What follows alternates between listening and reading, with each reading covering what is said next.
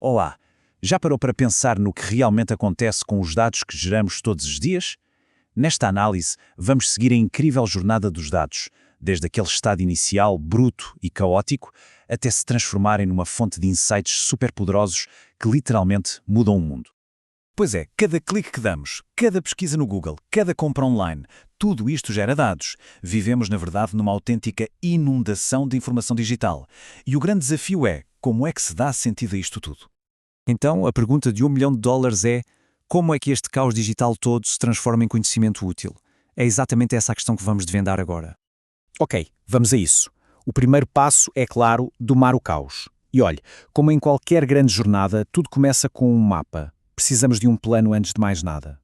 A nossa jornada vai ter 3 etapas principais, bem simples. Primeiro, vamos desenhar o fluxo, o caminho dos dados. Depois, vamos construir a estrutura para os guardar. E por fim, a parte mais divertida, vamos desvendar os segredos que eles escondem. Para organizar esta avalanche toda de informação, precisamos de um lugar para a guardar, certo? Pense nisto como se estivéssemos a construir uma casa para os dados, uma espécie de biblioteca digital, toda arrumadinha. E essa casa, claro, tem um nome mais técnico: base de dados. É, no fundo, um contentor superestruturado que nos permite guardar, gerir e, o mais importante, encontrar a informação de forma rápida e eficiente.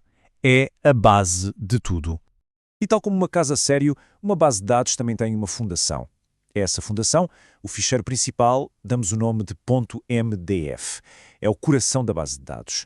E se precisarmos de mais espaço? Simples. Podemos adicionar anexos, que são os ficheiros .ndf. Assim, a nossa casa de dados pode crescer sem problemas.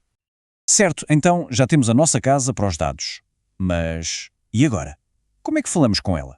Como é que pedimos informações ou guardamos coisas novas? Bem, para isso, precisamos de falar a mesma língua. Essa linguagem universal é o SQL, que significa Linguagem de Consulta Estruturada. É com o SQL que damos ordens para criar as estruturas, para mexer nos dados e para controlar quem pode ou não aceder a eles. Para simplificar, podemos pensar no SQL como tendo 3 personalidades diferentes.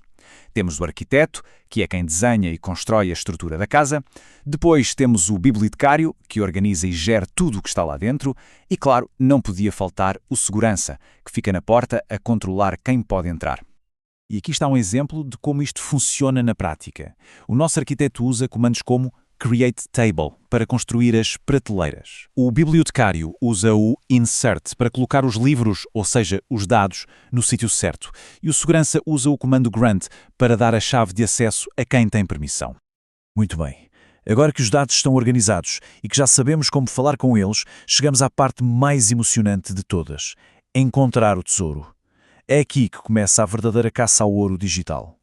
E o nome técnico para esta caça ao tesouro é mineração de dados. O que é que isto significa? É o processo de mergulhar em enormes quantidades de informação para descobrir padrões e segredos que ninguém conhecia.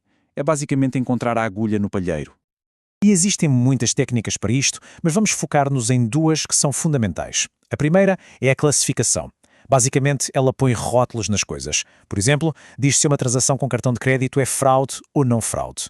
A segunda é a associação, que descobre relações entre coisas. O exemplo clássico é descobrir que quem compra pão também tende a levar leite. Uma prevê o que uma coisa é, a outra prevê o que as pessoas fazem em conjunto. E no fim do dia, o que é que esta mineração de dados nos dá? Dá-nos previsões do que pode acontecer, revela tendências de mercado, encontra correlações que não eram óbvias, identifica anomalias e, claro, descobre padrões. É a transformação de dados brutos em pura inteligência. Mas para que serve isto tudo?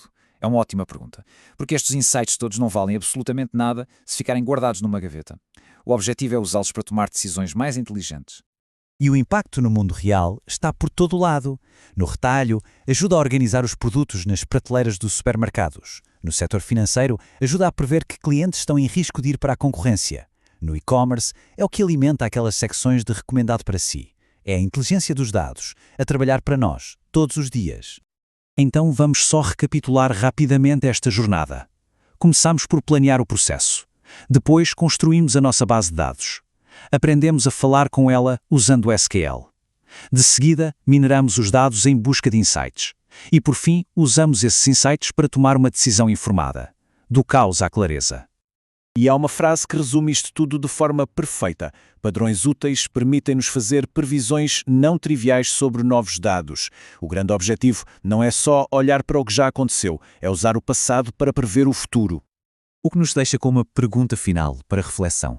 À medida que nos tornamos cada vez melhores a compreender o passado dos dados, o que é que seremos capazes de prever sobre o futuro?